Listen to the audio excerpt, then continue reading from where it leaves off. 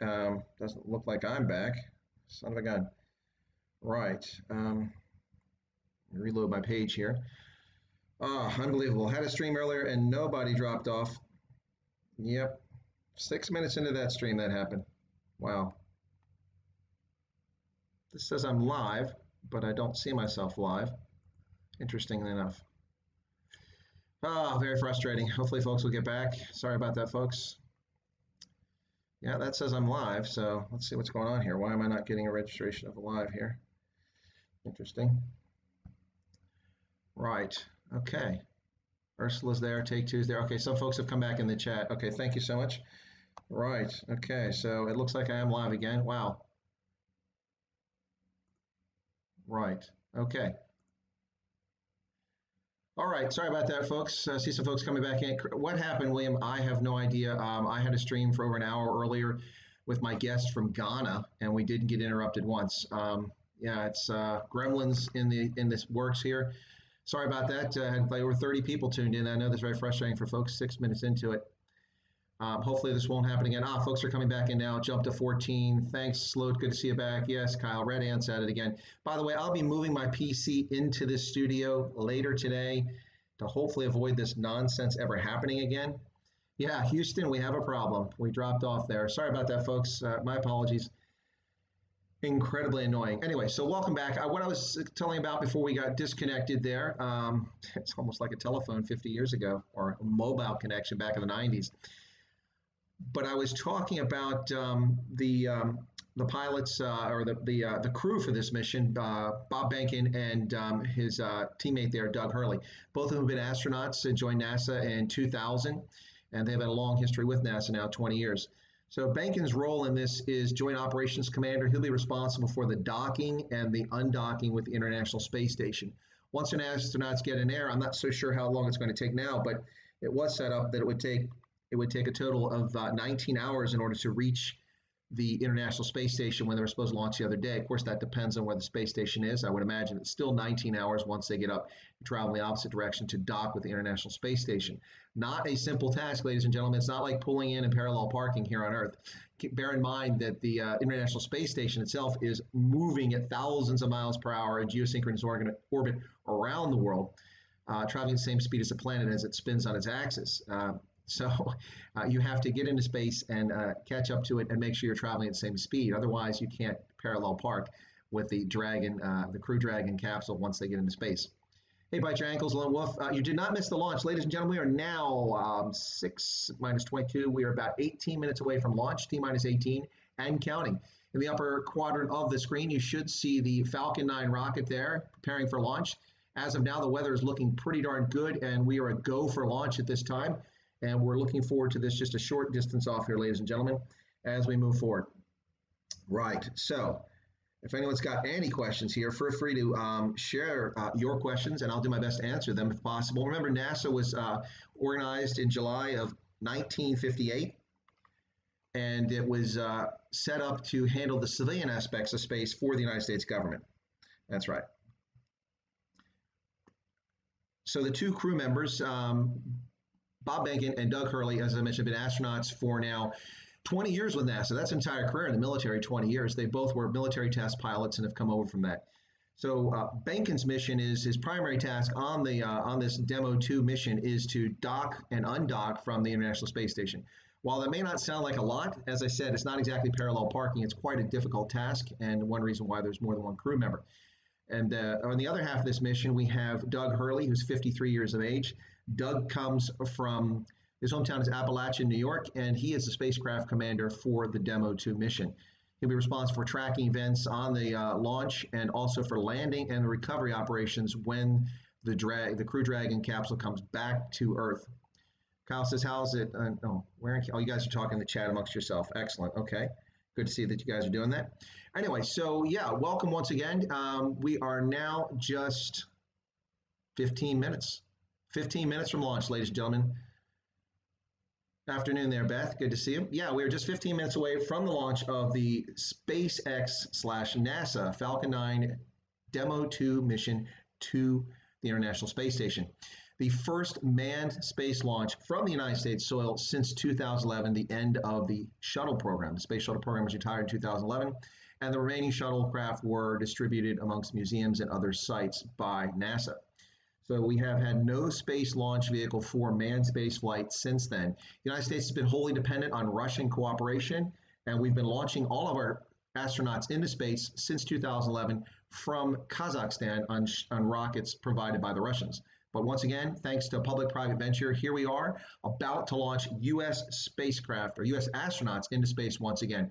Ladies and gentlemen, thanks for tuning in. I apologize for those we got cut off. Hopefully that won't happen again, but I can't hold my breath on that.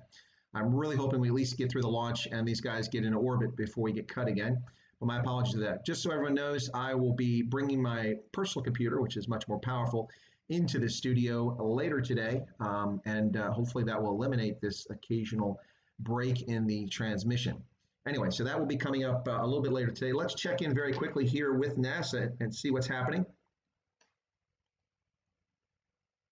So I was nervous then. I stopped getting nervous for launches. Today I'm nervous again. Super nervous. Stomach and throat. Understandable. No, it's a fantastic day today. I'm really excited. The team is pulled together. It's such a professional operation. And when I say team, by the way, I mean SpaceX and NASA. These folks have been working incredibly hard and have done a fantastic job. Yes, and we are all so excited.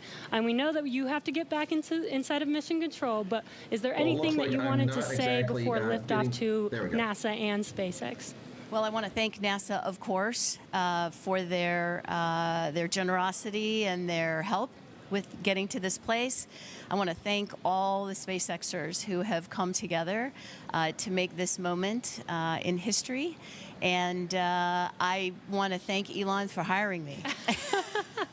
We thank Elon for hiring you as well. Thank you so much for joining us. We'll let you get back to mission control. And good luck with launch today. Thanks, Jesse. And Godspeed, Bob and Doug. Well, we are so excited. We are just a few minutes away from countdown. So we are going to turn it over to... Well, there's a little bit from NASA there, folks. We're now about 12 minutes away from launch, T-minus 12 and counting down. To answer the question specifically here, someone asked just a moment ago, it was Nicholas Sperato, asked if this is a successor to the shuttle. In fact, this in essence will be the successor to the shuttle program, provided that the Falcon 9 rocket does answer the mail and does get our astronauts safely in space, and that works out. So this is what the plan is for now on how we get folks into space. As we get close to it, ladies and gentlemen, when we get down just a few minutes away from the launch, what I'll do is I'll mute my mic and we'll listen to the countdown, and we'll hopefully see the Falcon 9 rocket lift off of Cape Canaveral, taking our 2 astronauts into space again. So you may have noticed I'm wearing USA Rugby jersey today, not a South Africa or any other rugby jersey, but a U.S. Rugby jersey, because it is a proud day for the United States. Behind me, some stars from my Rugby Sevens flag from Las Vegas.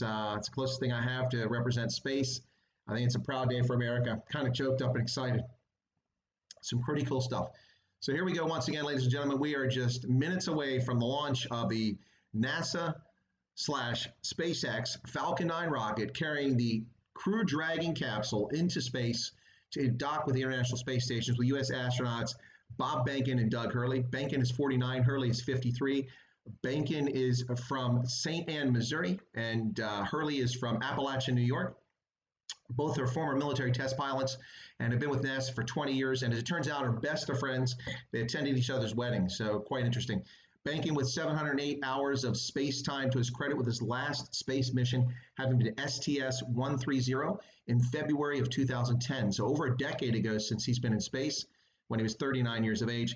And then for for Doug Hurley, his last mission was in July of 2011, STS-135, which, as I said, I think was the last space shuttle mission that took place. Let's see if we can catch up on the chat here. We are down to 10 minutes, ladies and gentlemen, T-minus 10 and counting. 10 minutes from the launch. Are you excited? I am. The feeds get cut because not enough people click on the like button. Well, thank you, Sean. That might be what it is. Tony Nagy points out that Elon is a Boer, as a South African. Yes, in fact, Elon Musk is a South African, ladies and gentlemen. Those of you from South Africa, you have something to be quite proud of. Elon Musk is quite a visionary, quite a brainiac when it comes to thinking of the future, not just in electronic payments with PayPal, but then also with alternative battery sources for electric cars, and finally with this vision of going to Mars, which he's one of the main proponents of, and has worked very hard to get this to come to fruition. We're now down to 9 minutes away from the launch. Okay, folks. What is the ISS? ISS is the International Space Station, Jason. The International Space Station is a international venture in which countries participate in funding and providing the resources to launch the components. The space station has been added to components over the years it's been up there. It's for international research and for peaceful cooperation in space. It's not part of U.S. Space Force, a most recently created Department of Defense service under the U.S. Air Force. Yes, famously the U.S. Space Force. So here we go. We are just now minutes away, ladies and gentlemen, 8 minutes, down to 8 minutes from launch of the Demo-2 mission to the International Space Station. Ludwig says, really excited. Whole family's watching on this broadcast. Well, that's awesome, Ludwig. Thanks for having me in. I'm very excited about it, too. I'm getting kind of choked up here. It's a proud day for America.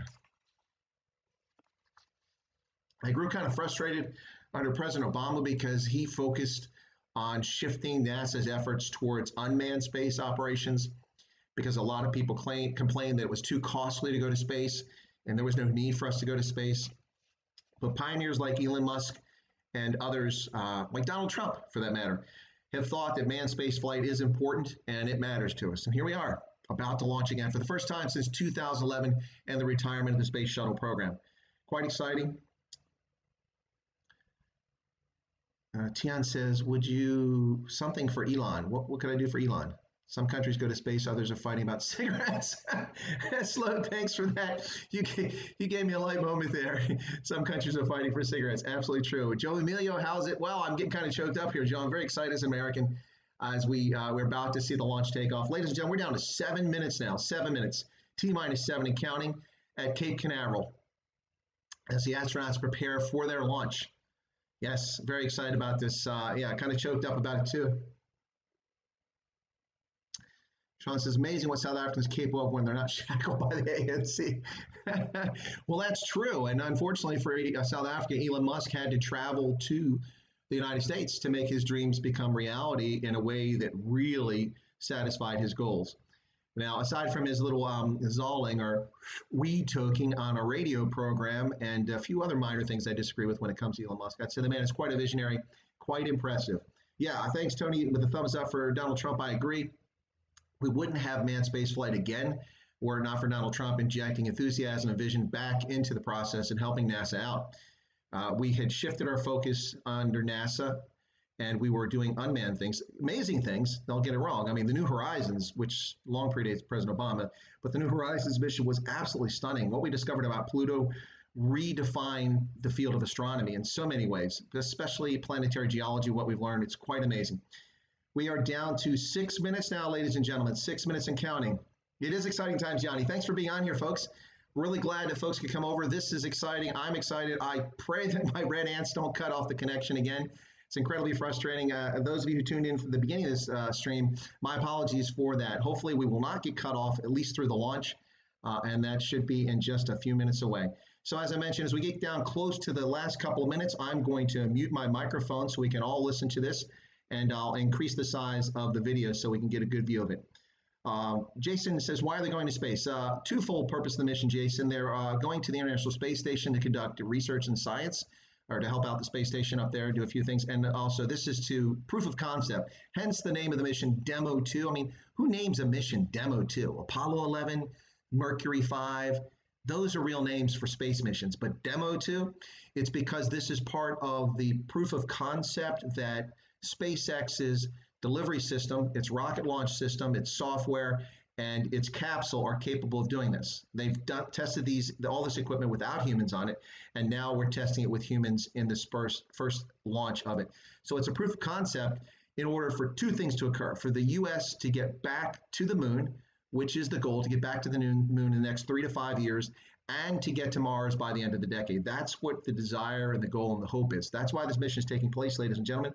We are down to 5 minutes, ladies and gentlemen, 5 minutes and counting before the launch of Demo-2, joint NASA, National Aeronautics and Space Administration and SpaceX, a privately held company with 8,000 employees, by the way, not a small venture. Assuming that most of those folks are scientists and engineers and things like that, they're all making at least $100,000 a year conservatively. That means that SpaceX spends just short of $1 billion a year, over $800 million a year on salaries. Just look at that. Now, of course, they have revenue because they get contracts from NASA for their launch vehicles and also for launching satellites in space for commercial corporations. I don't know whether SpaceX is profitable or not. It's a privately held company, and Elon Musk doesn't share his financials with me. But nonetheless, it is a private venture. And we are down to 4 minutes and counting, ladies and gentlemen. When we get to 3 minutes, I'm going to go ahead and silence my mic, increase the size of this, and let's hope that my stream doesn't get cut. And I'm glad that so many people have tuned in. If you've never been to this channel before, thank you so much for tuning in. This is Indaba, Africa. I'm Chris Wyatt in central Pennsylvania, and so glad to have you all with us today. I've got a lot of folks here, 73 at the moment, 600 seconds, yes. All right, folks, we're 3 minutes out. I'm going to silence my microphone now and increase the size of the video here. So that Thanks, pressing for strong back retract.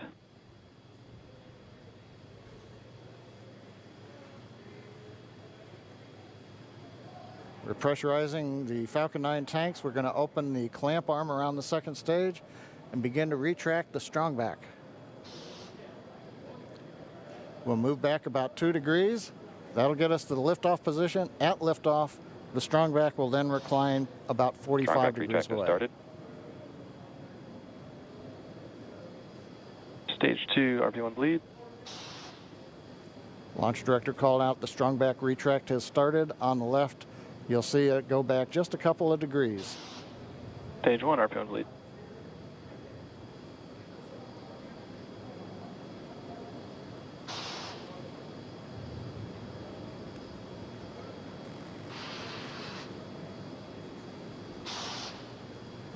We are just 4 minutes away from liftoff.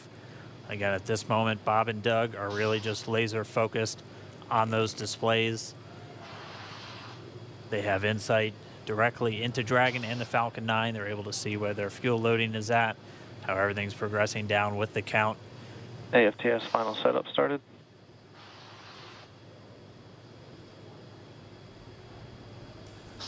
Three and a half minutes from launch. And the strong back is now reclining away from the Falcon 9.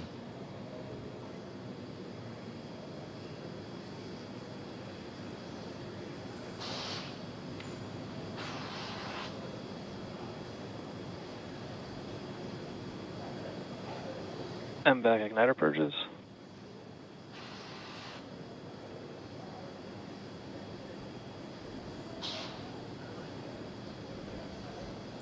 Pogo bleed. Dragon has transitioned to terminal count and is on internal power.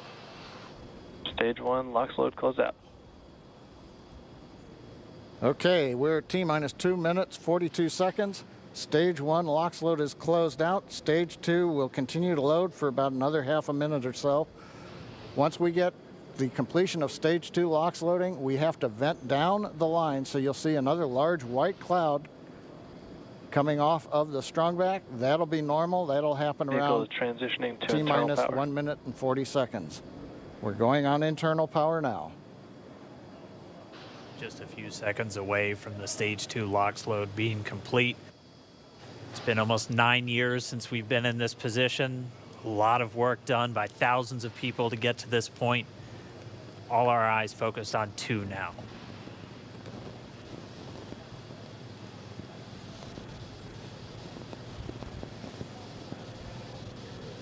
Stage 2 LOX load is closed out. Propellant fills are complete. Dragon is in auto idle.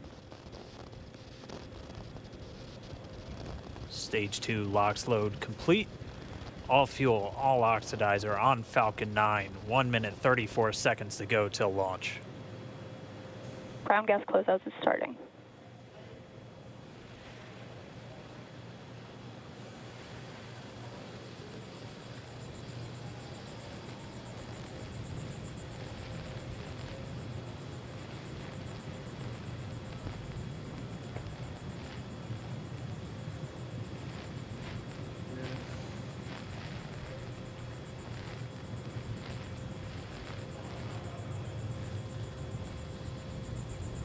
Falcon 9 is in startup.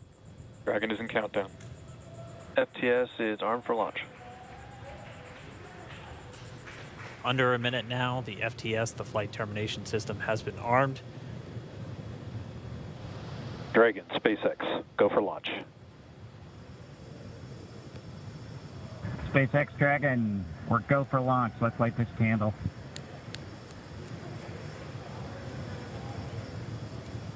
T-minus 30 seconds.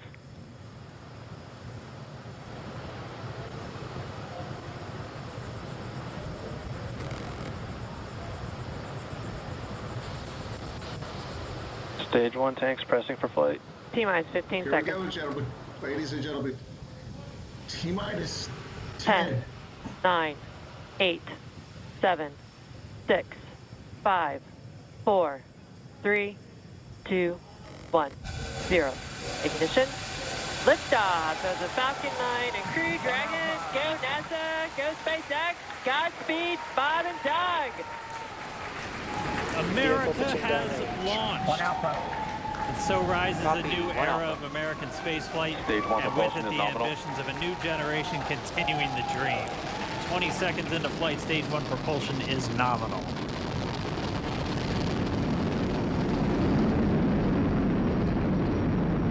T plus 30 seconds into this historic mission.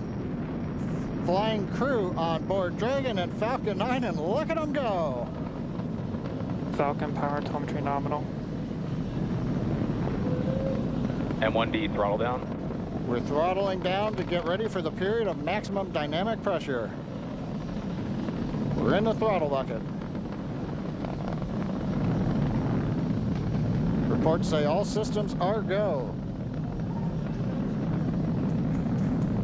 Vehicle is supersonic. We've exceeded Mach 1 on the Falcon 9.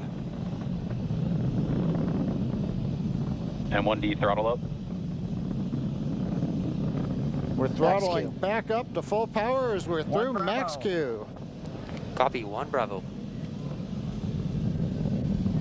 And we heard that 1 Bravo call out. That's just the second abort zone that they're in. They'll continue to be on this until the first stage has done its job and they switch over to the second. At this point, Bob and Doug pulling about 2.3 Gs, 2.3 times the Earth's gravity, already moving at over 1,500 miles per hour.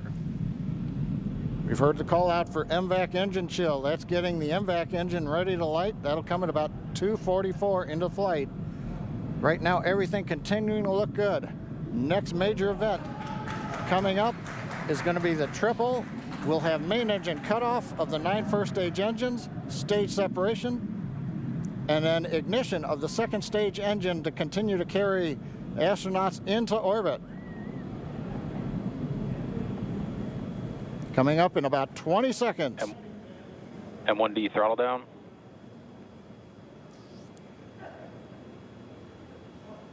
We heard we're throttling down the Merlin engines on the first stage.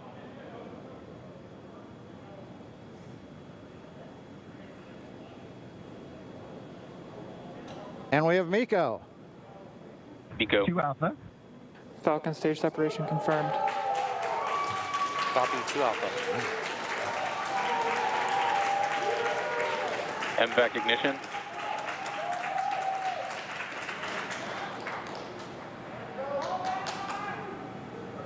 All right, we have stage separation confirmed. The first stage beginning its flight back. The second stage being powered by that single Merlin 1D vacuum engine has ignited and is now carrying Bob and Doug into orbit. So they're going to continue under the power of this second Stage 2 stage, propulsion is nominal. which will cut off at SECO, or second engine cut off at about 8 minutes and 44 seconds into today's flight. So a little over 5 minutes to go still on this second stage. You heard the call out to Alpha, so they're now in the longest abort zone that carries them all the way from about North Carolina up the eastern seaboard almost to Canada.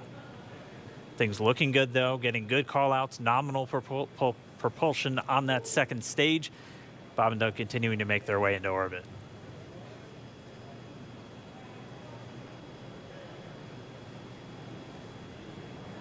Dragon SpaceX nominal trajectory.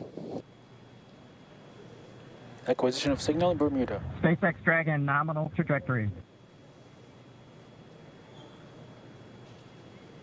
All right, here in nominal trajectory, so Dragon pointed in the right direction, continuing to make their flight uphill. Heard acquisition of signal Bermuda. That's one of the other ground stations that they're using to get telemetry and data back from this spacecraft. Stage 2 propulsion is still nominal.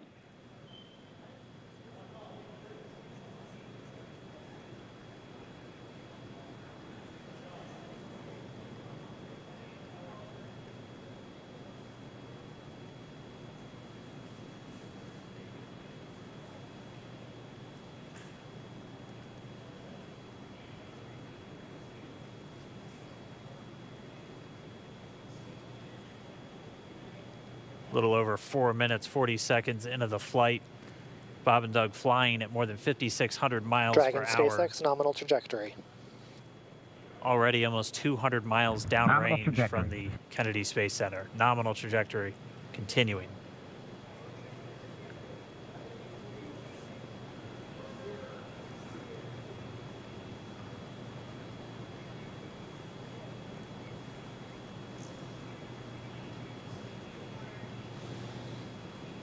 And while they continue uphill, looks like we are getting a view of the first stage as well. Yep, on your right screen, you can see that first stage with the grid fins deployed. It's making its way back to attempt to land on our drone ship, Of Course, I Still Love You today. And we're just about a couple minutes away from the entry burn, and that's where 3 of the 9 Merlin engines do ignite to help slow the vehicle down as it re-enters back into the Earth's atmosphere.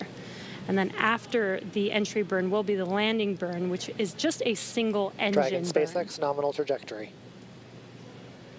And you heard Nominal Starting trajectory. chill for entry burn. there's that call out. They are still on a nominal trajectory on Dragon, still on second stage, and that's that MVAC engine on second stage on your left screen.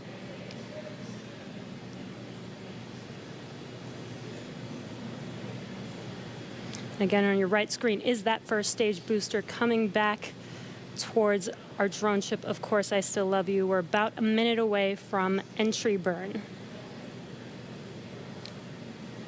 Meanwhile, that second stage continuing to power Dragon into orbit.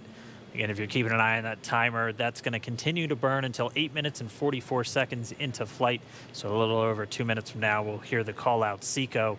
It'll then be a little Stage under, 2 propulsion or is still good. A little over 3 minutes until Dragon physically separates from the second stage of the Falcon 9 after the upper Dragon stage gets a SpaceX chance. nominal trajectory. Dragon Tappies, nominal trajectory. Continuing to check in with Bob and Doug as they are on a nominal trajectory. Just about 10 seconds away from that first stage, starting that entry burn on your right screen. We should be able to see that view live. Stage 1 entry burn startup.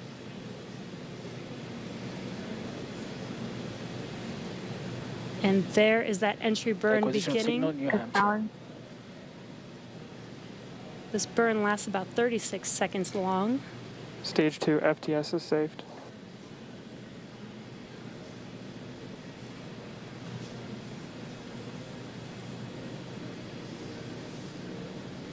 While that entry burn continues, we're just about a minute away from SECO. We'll have a number of events all happen in rapid succession.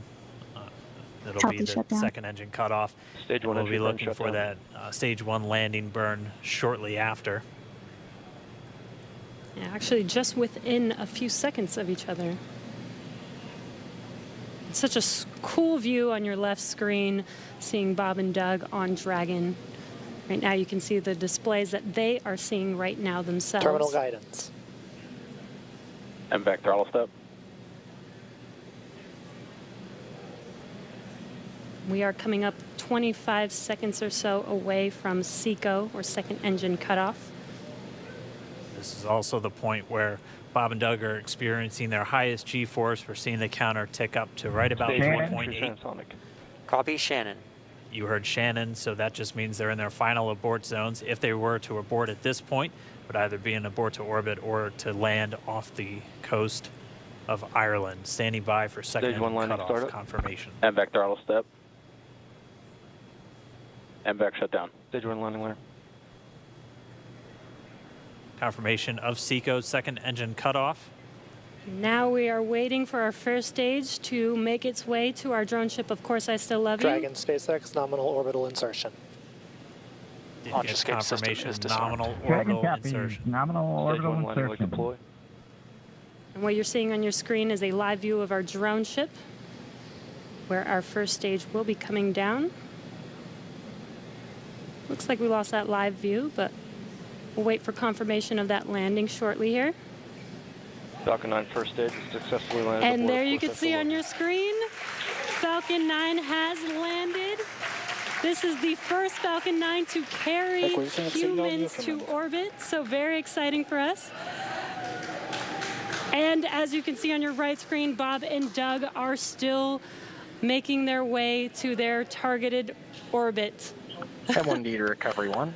So exciting today. M1D. It doesn't stop. It does not stop. All right, we did hear again that call out, good orbital insertion, so that means Falcon 9 and Dragon right now exactly where they're supposed to be. M1D to FRC on recovery 1. And it's right at about 12 minutes when Dragon will separate. Looks like we saw a 0G indicator floating around there. I know Bob and Doug owe us a little bit about what exactly that is that they brought up with them.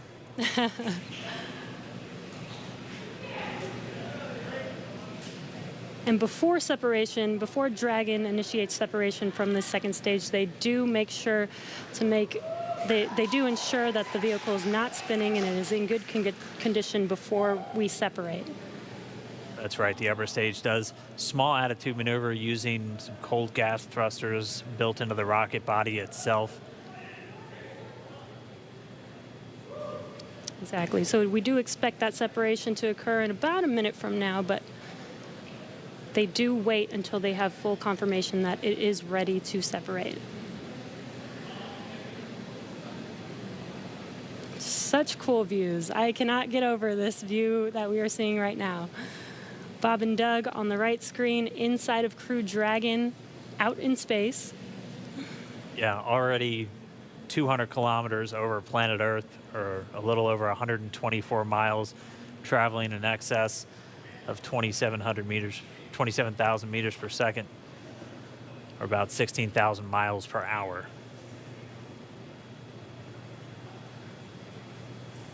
So again, we're just standing by. That separation event should be coming up shortly. Then they'll begin a series of checks on the Draco thrusters that are going to be used to maneuver and then power Dragon on its flight to the International Space Station. Standing by for separation. Expected loss of signal, wallops. It sounds like we had an expected LOS, loss of signal, with one of the ground stations. Waiting for confirmation now of that. Dragon separation confirmed. Dragon separation confirmed. There is a great view right in front of you of Dragon separating. Separation confirmed. And there's that call out. Dragon is now officially making its way to the International Space Station today. Dragon SpaceX with that separation call. We have a few words for you from our Falcon 9 team. Standing by. Dragon, Chief Engineer on Dragon to ground. Bob Doug, on behalf of the entire launch team, thanks for flying with Falcon 9 today. We hope you enjoyed the ride and wish you a great mission. Thanks, Bala. Congratulations to you and the F9 team for the first human ride for Falcon 9, and it was incredible. Appreciate all the hard work, and thanks for the great ride to space.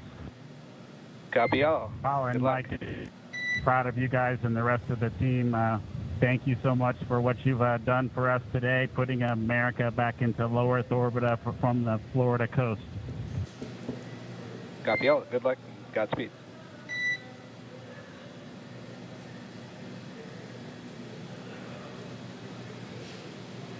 All right, so Bob and Doug are in And Dragon space. SpaceX, we confirm nominal ECLS activation and service section Draco checkouts. Nose cone deploys in progress. Copy all. We're monitoring.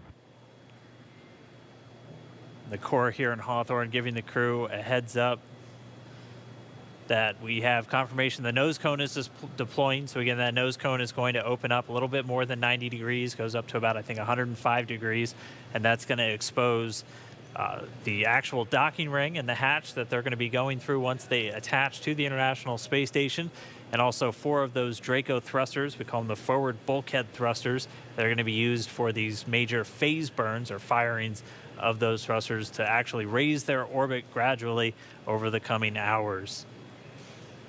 Also heard good activation of the ECLSS, that's the Environmental Control and Life Support System. That's everything controlling their atmosphere, just keeping Dragon a nice, safe, habitable environment where they're going to be living for the next 19 hours until they arrive at the space station. Right, exactly. And Falcon 9's job may be done for today, but the mission is not over. Crew Dragon's job is not done. As you can see, Bob and Doug are still inside Crew Dragon, making their way. It will be a 19-hour trip to the International Space Station before they dock tomorrow morning. And such cool views. I love that we can get these live views here and see and watch what they're doing now that they are in orbit. Yeah, it's incredible to just be looking over their shoulder, to be along for the ride. And we're going to be with them, and we're going to be with all of you the entire way for their journey to the space station. We're going to be covering live throughout. Bob and Doug will obviously have a sleep period where they'll get about 8 hours of sleep a little bit later today before they wake up for all of their final approach. One of the major things we are looking forward to in the next couple of hours is going to be their first turn at the controls. So they're actually going to be using those touchscreen displays to take control and manually pilot Dragon. We'll walk you through what that's going to look like, and assuming we have some good ground station coverage, we'll be able to get views from right inside Dragon, looking over their shoulder as they manipulate the controls at the display. But I mean, we had a smooth ride uphill, both stages of the Falcon 9 doing their job, placing Bob and Doug into orbit. I mean, this is a day, this is a historical day. This is us kicking off that new era of space flight that we've all been talking about and longing for since the Space Shuttle program came to an end in 2011. Yes. And the weather cooperated. Yes, second time's a charm. Right. All right, so day for the history books. As you can see, we have lost some live signal there, but the mission still continues, and we're going to send it over to KSC to continue broadcasting live with you. Loss of signal in Newfoundland. Yeah, Jesse and Dan, we are just in awe over here. When I woke up this morning. Well, ladies and gentlemen, there you have it. There is the successful launch of the Falcon 9 spacecraft and the return of the rocket to the surface of the Earth with the NASA SpaceX Demo-2 mission. Our astronauts are now in space, and it's time to celebrate. There we go. There you go.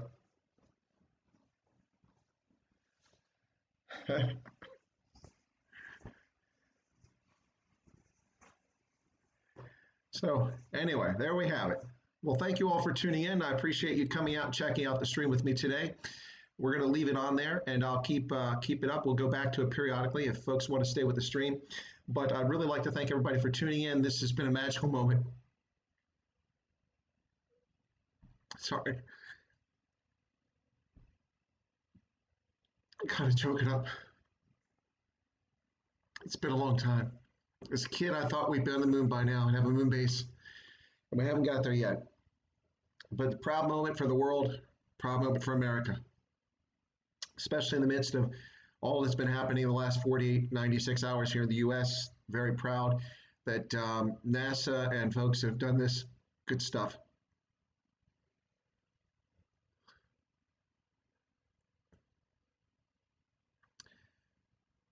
So, ladies and gentlemen, you've witnessed here on the stream. Thank you for tuning in. I'm not tuning out yet. I just want to thank everybody for tuning in. You've witnessed the launch of the first manned space flight from U.S. soil since 2011 with the SpaceX Falcon 9 rocket taking the Crew Dragon capsule on a NASA/SpaceX joint mission to the International Space Station, where our astronauts Bob Behnken and Doug Hurley will arrive in 19 hours and dock with the International Space Station. quite an amazing event. Went off without a hitch. The weather cooperated. Quite exciting imagery to see for the X-Files doubters out there. You think that this is all done in a studio. I'm sorry, it's not. It's real. For those who don't believe it, it's real. I hate to tell some folks that. Beth says her 5-year-old just told me he wants to go to America.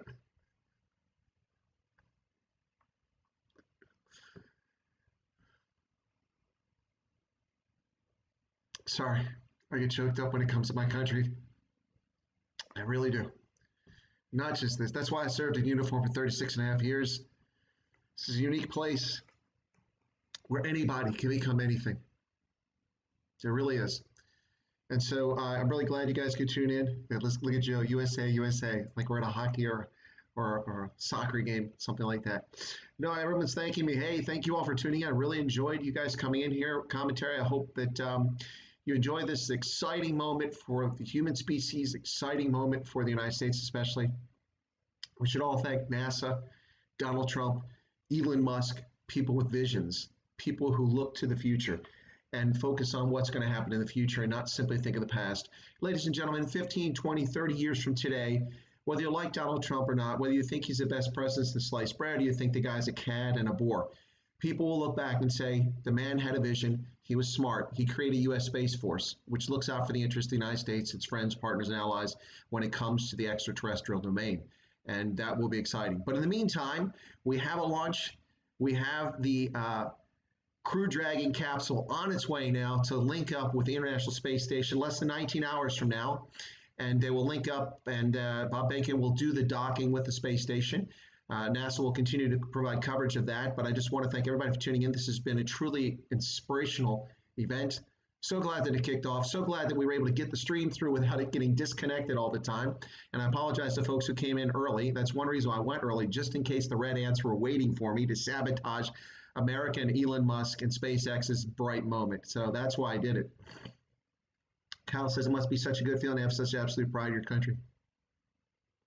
It is. It is. There's rare moments I'm ashamed of my nation. Rare moments, very fair. We're all ashamed of our own country from time to time, but it's rare as an American, never ashamed. One of the nicest things about having served in uniform around the world, in Europe, in the Middle East, in Africa, is you see the impact of what America does and doesn't do. And you read what people say, you hear what people say, but then you actually see what really happens. And by and large, it's for the benefit of mankind, not simply in the interests of the U.S. people and the U.S. state, although that's what we act in. Our interests often coincide with the rest of the planet. And when it comes to space, this is for everyone's benefit. We'll all get something out of this manned space flight. It's important as we traverse through the history of time to get to space, to potentially mine things in space, to learn from space, maybe even to populate space. And the Falcon 9 rocket carrying the Crew Dragon capsule into space today from NASA and SpaceX is the first step in a new era of space travel. And astronauts Bob Behnken and Doug Hurley currently orbiting up there around us on their way to the International Space Station now, less than 19 hours away from docking with them. Quite exciting, exciting stuff. Let's see what else people got to say there. Dietrich says Trump 2020. Yeah, I think Trump 2020, a lot of people feel that way. Tian says, truly amazing, desperately needed in these times. I agree, Tian. Between what's happening around the planet from government overreach and the growth of totalitarians and fascists who are taking our liberties away around the world, including right here in the United States at the state and local level, but also, more importantly, in places like South Africa, Zimbabwe, where people's individual liberties and their freedoms are daily at risk, people simply going about their daily business being at risk of criminalized for sitting on the beach. This is a nice change of pace to see what mankind can achieve when it sets out to do something and seeks a greater purpose and goal. And here we have it, ladies and gentlemen. This is a dream that Elon Musk has had since at least 2002, and then he founded SpaceX shortly after that. 18 years later, we see the launch of the first manned space flight with the rocket that he had in mind, and SpaceX working with NASA to get our astronauts up into space. There you go. Pretty cool stuff, ladies and gentlemen. What else we got here? Sorry. Still a little choked up. I hope that didn't bother folks. I get a little emotional when these things. Dan says, it's so amazing to see people so proud of their country. We used to feel the same. Thank you for letting us share this with you. It's my pleasure, Dan. I hope that South Africans can feel the same way about South Africa. But you need to change the narrative. You need to change governance. And you can only do that safely through the ballot box. And I hope that South Africans can reset the ballot box, and or the African National Congress wakes up and realizes the harm it's doing to the nation and what they're pursuing currently. But we'll see. So those in South Africa, I hope you too can feel this kind of pride. But you should be proud of Elon Musk. He's a son of South Africa. His ideas were germinated and generated from his upbringing in South Africa. And he brought them to America, the land of opportunity. It truly is a land of opportunity. Don't believe what people tell you, folks. Don't believe. They say that this is a land of so many things. It's not. It truly isn't. I can point to hundreds of African migrants who've come to America, whom I know personally, in the East Coast of the United States, all of whom have succeeded here, none of whom have been held back by anything. All had opportunity, came here, whether they were lottery winners to come here with the lottery from countries each year, or they immigrated here because they went to university and or they had specific professional talents. Whatever the reason, I have never yet met a single African. I'm sure there are out there, but I've yet to meet a single African who's come to America as a migrant or a green card holder and failed. Not one. Like I said, there may be some out there, but I've yet to meet them. Maybe I just hang out with the right people. That's the answer. But the point here is this is a land of opportunity. You see this, what we can do. So we've got the video playing up there in the background, covering some of the things going on. There's a few tweets that came up. There are the astronauts. They're getting up to the launch pad for the launch with the Tesla. That's a nice touch in there. Anyway, so there you go. Beth says, daughter's watching on TV and just came in and shouted at me for making her cry. No, Beth, tell your kids that you didn't make me cry. Pride in human achievement and in America is what made me cry. I get choked up. I'm a kind of person who gets choked up at the anthem. But ladies and gentlemen, I actually choke up the South African anthem when I hear it. So I mean, I'm kind of a softie in that way. So anyway, I know the words of the German anthem. I know the Canadian anthem, even though they've fiddled with the words to be politically correct. I do know the original words. So. And I know the U.S. anthem, and I sing them all, and the South African, I sing them all with pride. Although I'll be honest, in the full disclosure, I don't get all of the words that are not in English and Afrikaans correct all the time in the South African anthem. But I'm not making a satire like the Kiffness does. Anyway, but folks should take pride in their nation, and I too take great pride in America. And here we have the launch of the Falcon 9 rocket carrying the Crew Dragon spacecraft into air, and our astronauts are in orbit now on their way to the International Space Station. Less than 19 hours, just over 18 hours away from docking with the station. All right, ladies and gentlemen, let's see what else we got here. Raw emotion. Yeah, that's what it is, Paulie. Raw emotion. It's amazing how many previous ANC supporters are turning from them. Everybody must work together and all vote for the DA, divided parties will the power. Bite your ankles, absolutely. A lot of people, I'm going to take that down. It looks like the stream is ended for now. A lot of people are angry at the African National Congress if you're in South Africa. I know there's a lot of South Africans tuned into my stream. A lot of people are angry at South Africa's government, the ANC, for its actions under COVID-19. In a perverse way, ladies and gentlemen, I know this is small comfort to those who've lost their jobs, to those who've lost their businesses, those who are suffering, those who are hungry. And I don't mean to belittle or lighten the moment, but in a perverse way, COVID-19 may be the black swan event that wakes up enough South Africans to what's been going on for the past 15 years, and to put a stop to expropriation without compensation, to put a stop to the national health insurance scheme, to put a stop to all of the racialization of any public discourse that's taking place by race baiters and haters who call other people exactly that. I do hope that it changes the narrative for South Africans, because South Africans deserve a bright future. They deserve a future free of being called names for their beliefs. They deserve a future that is prosperous. And I hope that South Africans get that. I know that we should all be proud of our country. And once again, U.S. today, launching back into space, first time since 2011. You can see my pride at being an American right here, ladies and gentlemen. Anyway, so yeah. Beth says she chokes up at her anthem too when it doesn't get butchered by bad singers. Well, I'm one of the bad singers, Beth. So I'd be one of those, I'd be one of those people that would be butchering it too. So anyway, where is that background picture taken, Chris? Jason asked me. This picture is, let me slide myself off there. That is the Mahalisburg, and that specifically is on the approach to Olifant's Neck on the motorway between Zeerust and Rustenburg. This would be traveling eastwards towards Rustenburg and Pretoria just before you crest the hill. This is on the right-hand side or south side of the motorway in the Mahalisburg. And it's quite a lovely spot there. I love it at Oliphant's Neck, the Elephant's Neck. And as you crest the hill and come down, as you crest that hill and come down the other side, on the left-hand side is the exit to go to Rustenburg into the Central Business District. And if you take a right, you go across the bridge, and then you can turn into the Waterfalls Mall. If you continue to go straight, it takes you south into the Mahalisburg.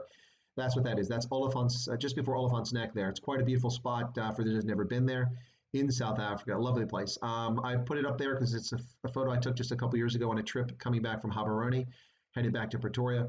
And I thought it was a beautiful shot. And I've kind of used it as my wallpaper, and people really seem to like it. So I leave it up there. And it's kind of what's been staying up there. Ulrich Grobler says, awesome, Chris. So watch that launch from SpaceX. Okay, well, I'm sorry you watched it from their channel, but hopefully it was just as enjoyable there. I was quiet during the launch, as I promised. Nicholas Barato says, USA, USA. Elon says, Tony says, Elon would not have been allowed to do this. No, he wouldn't. That's why he came to America, Tony. Well, not just that, but also the reason that in California and in Massachusetts, we have great tech hubs and centers, also in North Carolina, which makes it possible for people who have an interest to do this to succeed, because you have an ecospace that has all the suppliers, the providers, all the software engineers, all the brain power that you're looking for, a critical mass of those sorts of people. And you need that to accomplish something like SpaceX and, of course, Tesla as well. So that's why. Leon Kokemeyer, that's a photo of my backyard. Kokumore, excuse me. Kukumore, yeah. Leon, yeah, okay. Yeah, it's almost your backyard there. I'm not paying residuals for it, though. I took the picture. It's my photo. I have the copyright. Brian Wilson. Brian Wilson? The Beach Boys? Brian Wilson says, many thanks, Chris. Much enjoyed from Durban. Well, hey, good to see somebody from KZ in there. Brian, do you know that there's a Wyatt Street in Durban? Have you ever been there? It's where there's a British museum there from the Anglo-Boer War.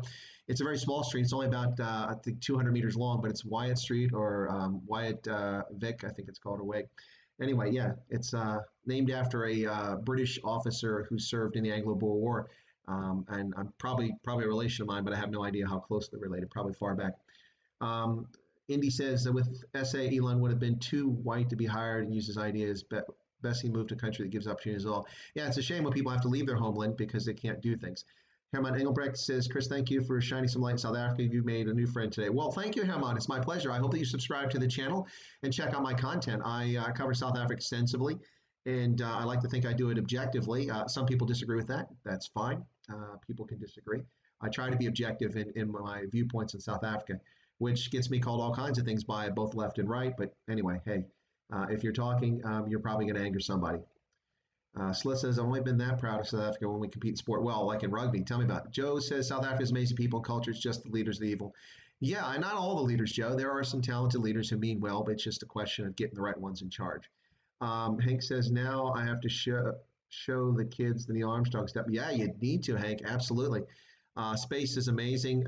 It's so exciting to see the United States back in space with manned space flight. We've been in space. We haven't left, but we've been getting piggyback rides from the Russians for a decade. We've had to pay the Russians to launch our guys into space, and it goes anywhere from $45 to $90 million per launch, depending on what's going on. So we pay a lot of money for it. But that's kind of a bargain, actually, when you consider what it takes to pay to put a space flight together. So, but nonetheless, we don't have to rely on the Russians anymore. We can do it ourselves now. No, I've never met the Beach Boys. I was never a big fan. The music's okay, just it really didn't excite me, the Beach Boys. Leon says, come on, man, just pay me $1 and you'll pay my salary. Yeah, well, with the rand cratering, soon it'll be 30 to 1, and that dollar will be worth a lot in South Africa. Elon would have to give 23% of his company a stake. Well, is that all dead? I would have figured 25 at least, or more. Christoph Havanga says, if I have it correct, Doug and Bob will take a small flag that was left on the space station after the last shuttle flight, and then it will be carried to the moon. Yes, I believe that is exactly the story there, Christoph. Thanks for sharing that. I forgot to mention it. Ulrich says, I'm a good Yank. Well, thank you. I don't hear Yank very often, usually only from Brits, usually not from someone named Grobler. That's interesting. But thank you so much for that. Haven't heard that description of Americans in a while, Yanks. Tian says, Chris, does the U.S. have any army bases in Botswana? Rumor has been around for years. Well, Elon, no, we don't. That's a fairy tale rumor, and it springs from the result that the Tebe Patswe Air Base, which is located southwest of Gaborone, was constructed back in the 1980s, and the U.S. Gave some advice, and there were some, I think, some engineering firms that played a role in helping design some of the facilities there. I don't know if we ever provided any funding for it. To my knowledge, we didn't. If we did, it's a state secret that I'm unaware of, and I know plenty of state secrets. But it's not a U.S. base. It's a Botswana Air Arm base. I've been there extensively throughout the air base. I'm very familiar with it.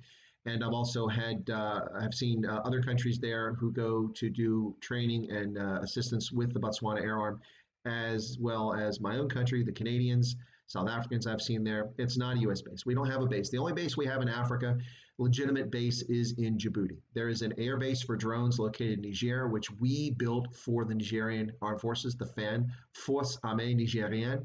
The FAN, we built that for them. It is currently occupied by 800 U.S. Air Force personnel, which gets people excited. Oh, it's a U.S. base. No, there are 800 personnel there because they were constructing it, and there are a number of them there to help run drones, which provide intelligence to the U.S. and to the Nigerian forces.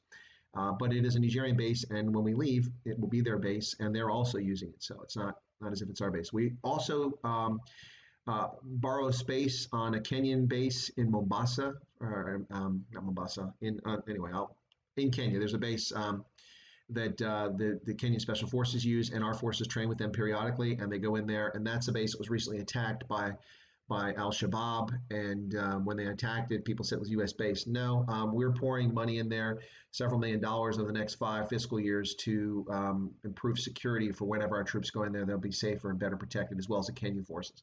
But it's not a U.S. base. The only base we have is in Djibouti.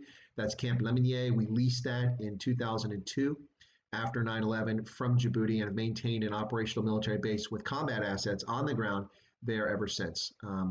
But we do not have any bases in Africa. That's a myth. I've debunked it. You can watch a video on my site called Debunking This Myth.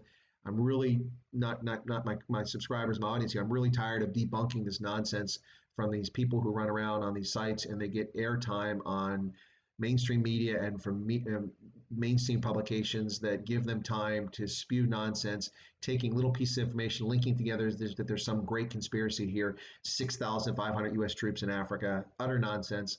Yes, there are troops in Africa, but about 3,800 are in Djibouti. And at any given time, there's 800 in Nigeria. I just mentioned at that one base. That's a temporary situation and an exception. It's not the norm. The rest of Africa, we have just a small number of teams who are there in cases providing assistance for some special forces in the Sahel. But beyond that, all over Africa, at any given moment, we have U.S. soldiers, sailors, and airmen who travel to Africa to do things with partner militaries, whether it's showing how to plan convoy operations, run run rifle ranges, to design NCO academies, all sorts of activities like that. That's just part of having professional military and working well with friends, partners, and allies. It's not anything like the things that are implied or claimed by others. So that was a bit of a long answer there. Boeing is an operation in Botswana. Boeing might have an operation in Botswana, but I'm unfamiliar with it. It must be something recent. I don't know that it was there in 2010 when I last lived in Botswana. They may. Lots of companies have operations in Africa. Boeing used to have a field office in South Africa, but that's because they're selling aircraft there. That might have been why. I'm not sure why they'd have an office in Botswana. It's not a big market for Boeing aircraft. They do commercial airliners. The things that people want in Botswana for aircraft are things like Cessnas and smaller aircraft like that fly up to the Okavango Delta for the tourism industry. Let's see. You're from South Africa, but not in South Africa. Okay. I think I missed a few things here. Let me get back to it very quickly.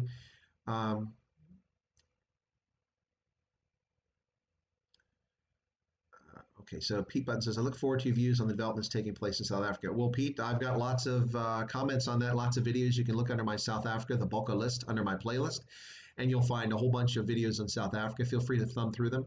A lot of the ones recently have been about the insane, hysterical reaction of the African National Congress to COVID-19 and its unreasonable positions that it's taken and the damage it's done to South African society and to the economy. A lot of it directed at the ANC because their decisions make utterly no sense.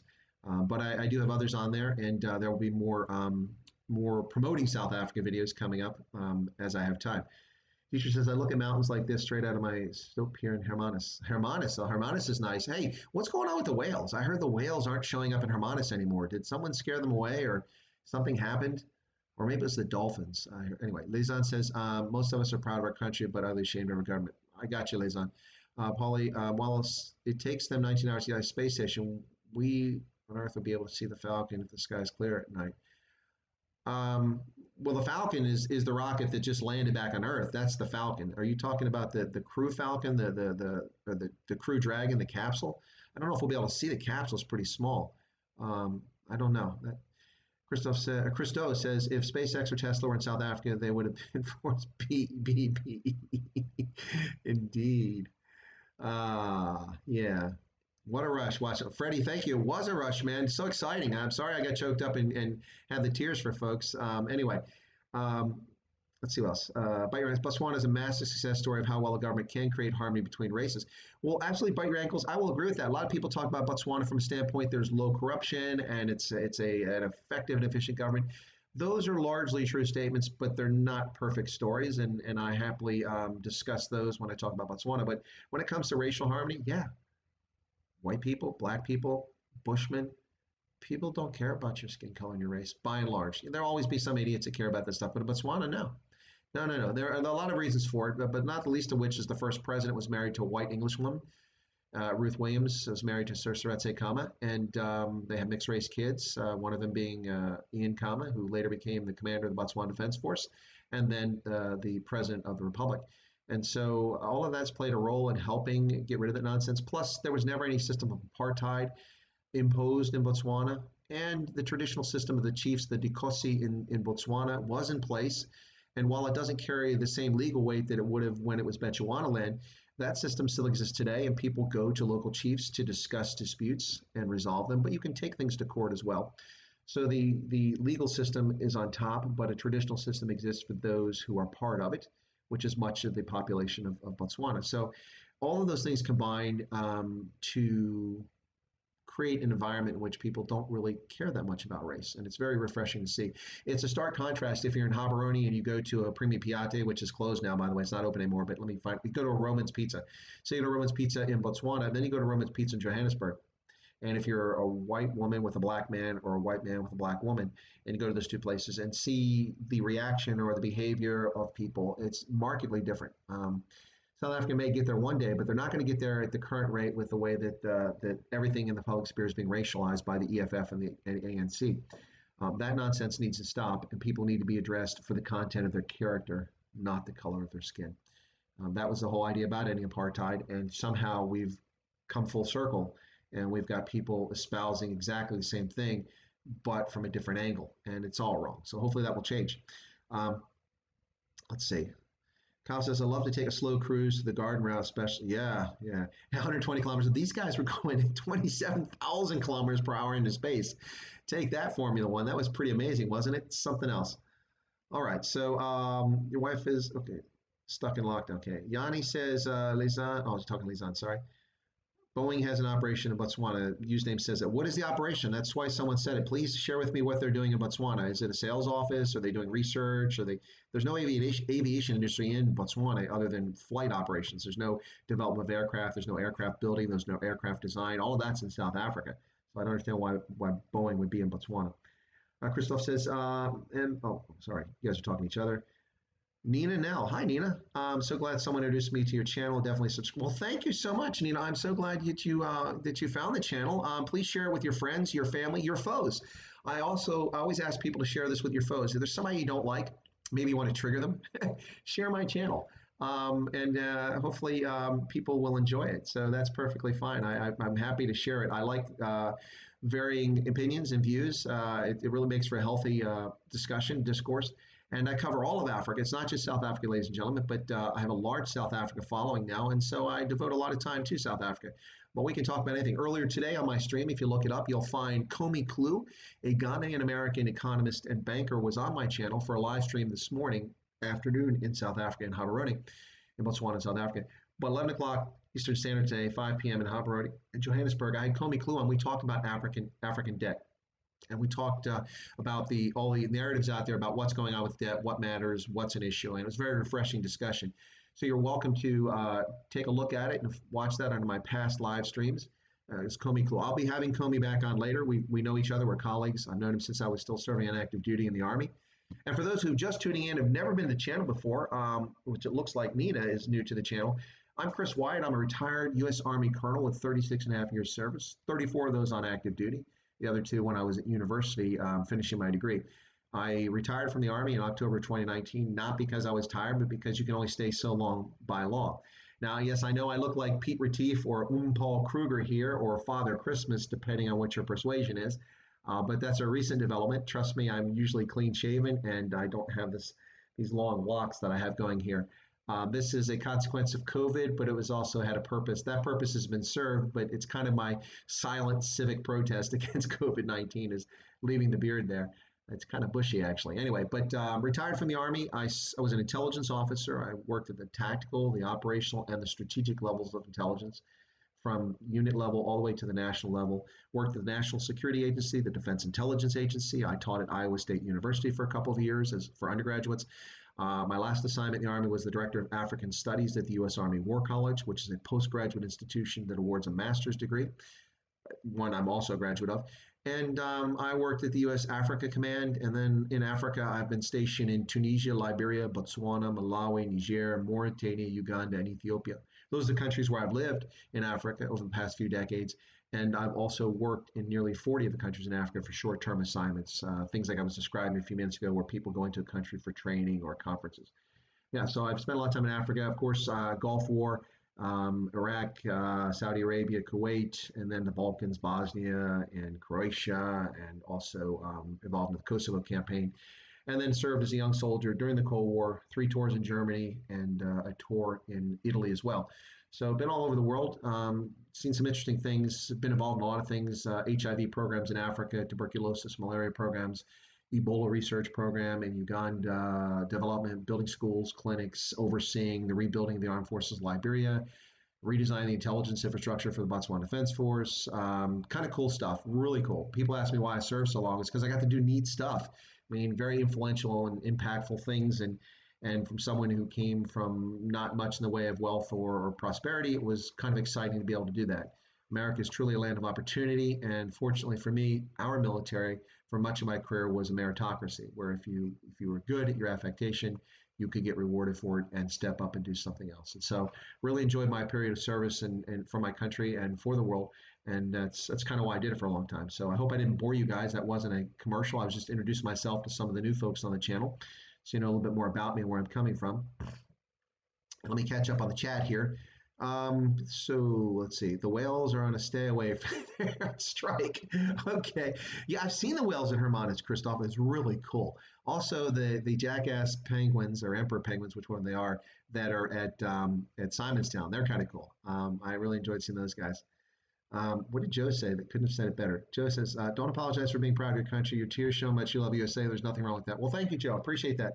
I agree. Just, I'm supposed to be hosting. I'm not supposed to be sitting here crying like I stubbed my toe. Anyway, okay, let me see. Get down here. Christoph, the whales are on vacation. Bite Your Ankle says, we can all just work hard towards the end of race. Yeah, I agree. Dietrich says, a great place in Botswana is the Bull and Bush. Yes, the Bull and Bush is located in Gaborone. Fantastic little pub/restaurant to go to. I don't know if they've paved it yet, but for years it was a dirt road to get there. It's a short distance, but I have my car washed and I go 250 meters to get to the restaurant, and I have to wash my car again. Maybe one day they'll pave that road. African Sunset, welcome. What's my view on the future vision of America that George Washington had? Maybe a discussion for one day. You'll have to be more specific. What do you mean by future view that George Washington had, African Sunset? I'm happy to answer that. We can discuss it. Raptor Man says, will the international community get involved in the destruction of the middle class and the creation of social society in South Africa? The answer is no. The only way that the international community will get involved is if the South African government abrogates the rule of law.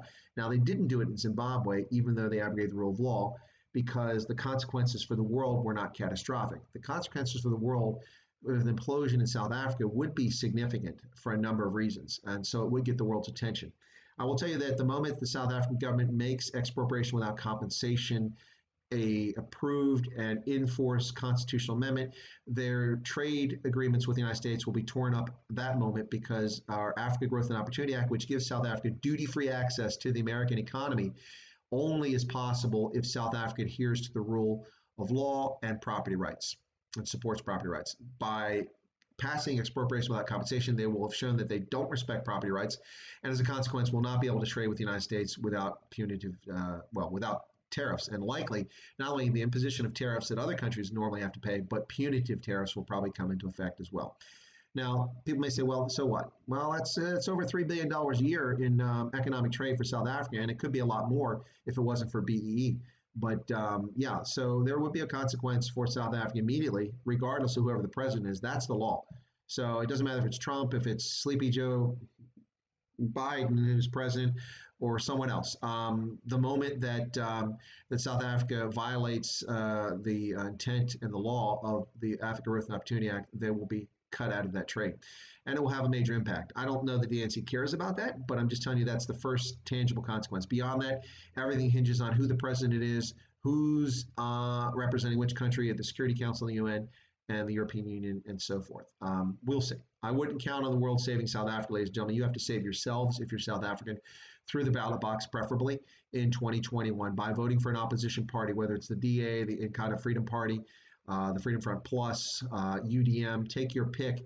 But the African National Congress must lose power in all the major metropolitan cities in South Africa to be sent a clear message that their racially divisive and exclusionary policies are no better than apartheid was and are harming all South Africans. The effort to exclude minority-owned businesses from the Tourism Relief Fund is absolutely ridiculous and is racist. And the fact that the North Gauteng High Court upheld that decision shows you how deeply the rot has set in the system in South Africa, something that 2 years ago I defended, the system and the institutions in South Africa. But I can no longer defend them now. When a court upholds racist racial legislation that allows the government to discriminate against a business owner with relief funds in a black swan event like the Wuhan coronavirus COVID-19 and denies funding to help those companies survive this crisis, one can only come to the conclusion that it's racially based, since it's based on the color of one's skin.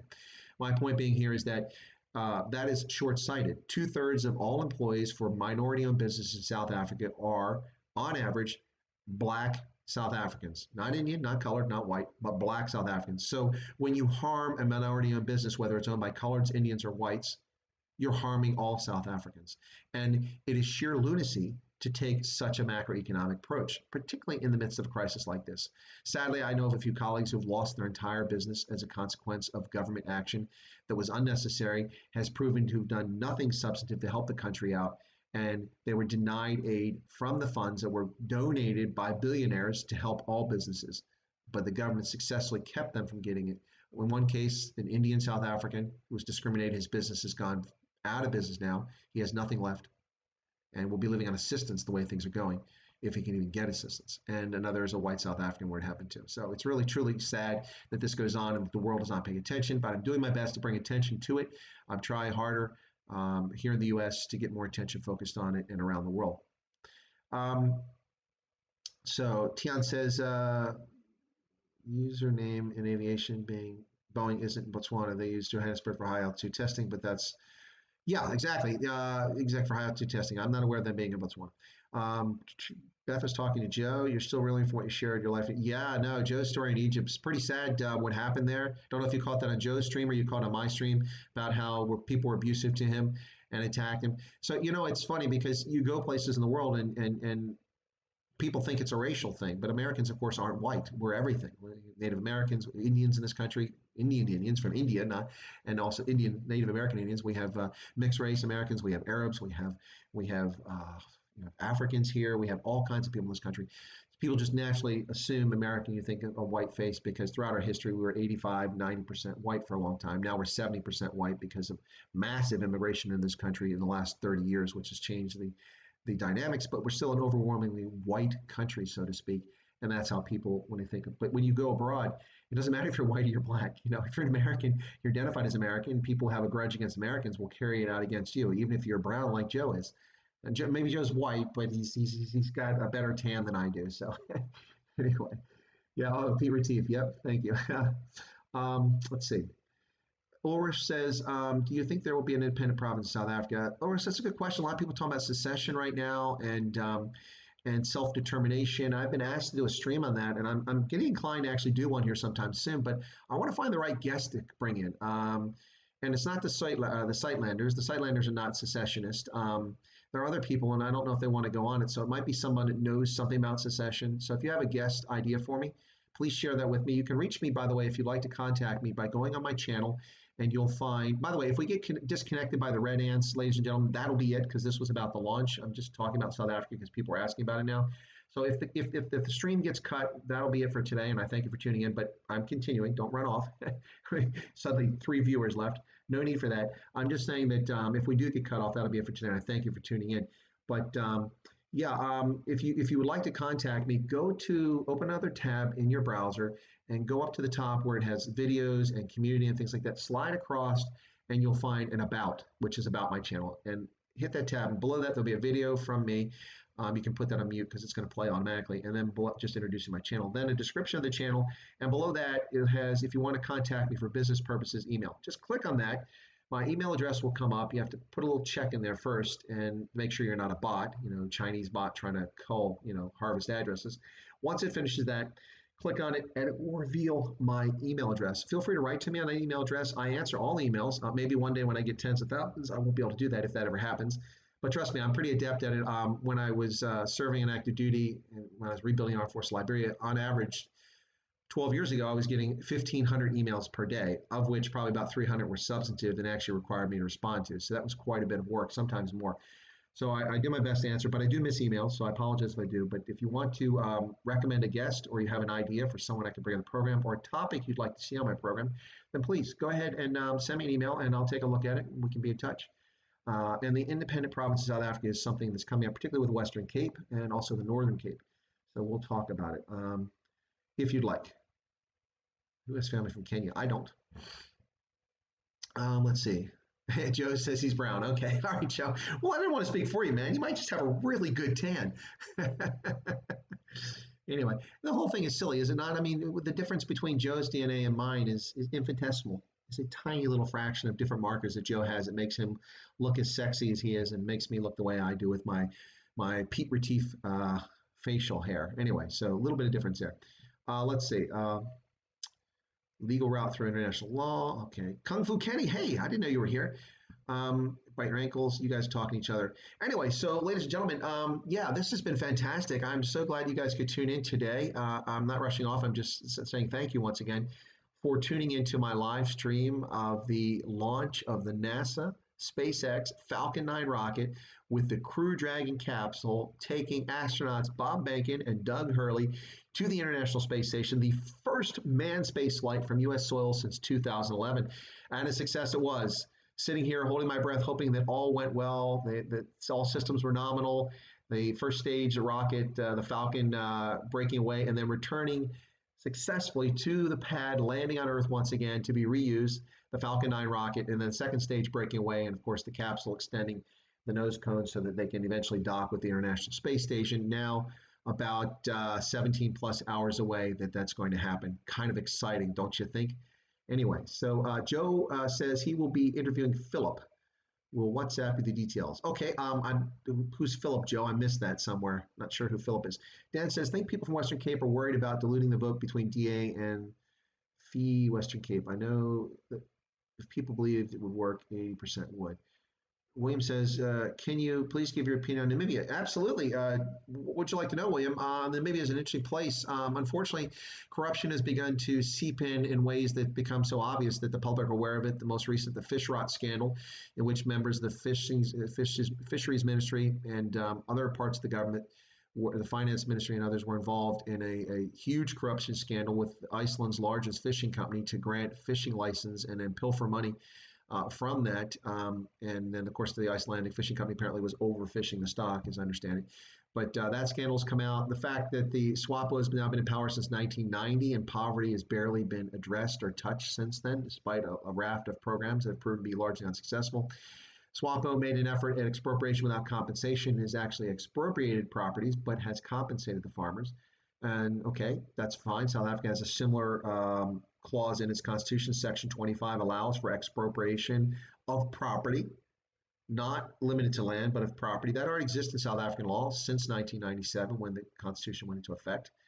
In Namibia, they can do the same thing for compensation. They've done that. They've expropriated some land. And the problem is that the land they gave to people they didn't provide them credit. They didn't provide extension services or training.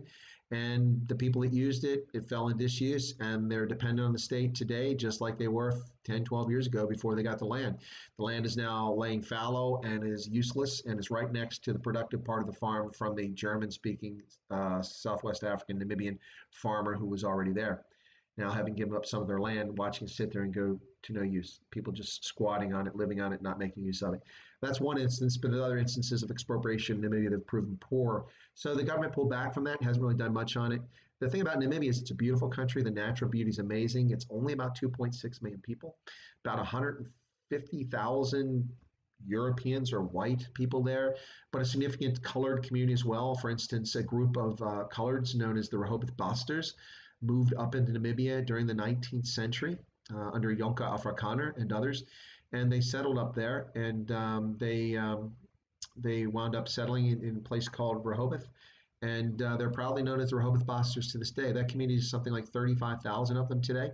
There are other communities. It's also the place where more Bushmen are located than any other country in the world. There's over 100,000 plus Bushmen or San living in Namibia. In fact, if you ever saw the movie The Gods Must Be Crazy, the Bushman in that movie wasn't from Botswana. He wasn't from South Africa. He was from Namibia. Unfortunately, he died a few years back at a relatively young age, to be honest. Yeah, Namibia is a fantastic place, but their penchant for socialism and communism is a little too unsettling for me. But that said, you don't have anywhere near the tensions you have in a lot of places in South Africa when it comes to race. Even though apartheid-like systems were in place in Namibia, you don't have quite the level of anger and resentment that you find in some places in South Africa. And I think the difference is that it could have been exactly the same in Namibia as it is in South Africa, but SWAPO has not really, for the most part, made any effort to stoke racial tensions or to racialize things. There are white members of the government. There have been white ministers in SWAPO. The question is corruption and single party rule. That's the real concern there. Also, the government's policies, by and large, have been ineffective at providing for better education and for alleviating poverty. I think they could do a better job, but that's a personal view. That's not a criticism. I will criticize the corruption and some of the decisions, but you have to look at Namibia. They made a sound decision with just 16 cases of COVID-19, no fatalities. They lifted many of the restrictions inside the country now, and people can move about the country. You can't enter the country unless you're a national, and then you get quarantined, but you can move around the country. Tourism is taking place internally, although there's very few people. Most of their tourists are international, so that's not helping. But Namibia is an interesting country, lots of challenges, but lots of opportunities. They are a great place to visit for natural beauty. If you want to go to Swakopmund, I can highly recommend it. For those who listen to my channel or are familiar with it, let me bring this up. For those who are new, you may not be familiar with that. That's Giselle. Giselle is a Namibian Afrikaans singer. She's from Grootfontein in the north of Namibia, the place that was a huge South African Defense Force base and remains a Namibian Defense Force base to this very day.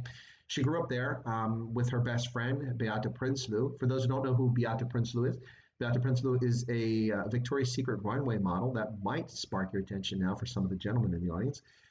Yes, she's a Victoria's Secret runway model. Been doing that for over a decade. The two of them grew up in Grootfontein together, of course, Afrikaans speakers.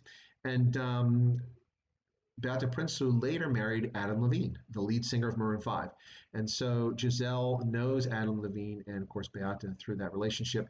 She grew up in Grootfontein, but also lived in Northern Cape for a while, and she sings in Afrikaans, folk music, or Heimatlieder, as we would say in German. She also sings country music in English and in Afrikaans, and she sings pop in Afrikaans, which, of course, is my favorite. She's an amazing artist. You can find her under my past live streams if you're new to the channel by looking at her past live streams. It's a free concert from May 8th where she debuted her album, Für uns Mensa. Fantastic music. I can almost come to tears listening to that song and her Südafrika song and then Südwest. Very patriotic, proud anthems for Afrikaans, for South Africa, for Namibia. It's really beautiful music. She's an amazing singer. And her manager is Johan Eisel, who is South Africa's premier magician and illusionist, the guy who famously made the four-tracker monument disappear. Yeah, I asked him jokingly if he was getting an appointment as a member of parliament from the ANC for making the four-tracker monument disappear. Unfortunately for him, it reappeared. So it never left. It's just an illusion. Anyway, yeah, so that's Giselle. Yeah, Namibia is an amazing place, ladies and gentlemen. You should check it out. It has a very diverse, especially Windhoek and Swakopmund as well, but a very diverse community. So I was in a cafe in Windhoek many years ago, and I'm sitting down. This must have been 20 years ago. It was hot, so you have those little things that spew out the mists to cool off the air, which was actually helping. and I was having a Coke or something like that, just relaxing and going over my travel plans because I was headed over to Swakopmund by car. And I'm sitting there and I heard Portuguese spoken, I heard German spoken, I heard Afrikaans, English, what I believe to be Herero, I heard Bushman languages, the cliques, people passing by because it was a main thoroughfare. Very cosmopolitan for such a small provincial town, started as a German colonial headquarters, Windhoek, which is Windy Corner in Afrikaans, if I'm not mistaken. But Dan Viljoen Park is very close to that. Anyway, Namibia is an interesting place, but it has challenges. By the way, Namibia is the only country in Africa that can export beef to the United States. After 18 years of negotiation, just a couple months ago, Namibia finally got approval to send beef products, frozen beef products, cuts to the U.S. And they arrived in Philadelphia, and now Namibia is shipping its beef here because it's grass-fed, organic, and there's a market for that here in the U.S. Right, so you guys got to check it out. What else I got here? Let me get back. I'm missing some folks. Whoa, well, you guys are really chatting now. There was nothing going on in the chat, and then I paused for a second, and suddenly there's 1,000 things in here. So let me get back here. Okay, so there was William. Okay, Tony says, thanks, awesome to be here. I take it Tony must have left. Well, thanks for coming, Tony. I appreciate it. Tony lives in Canada, not giving any secrets away there. I won't tell you where, but he's from South Africa, even though he has a Hungarian name.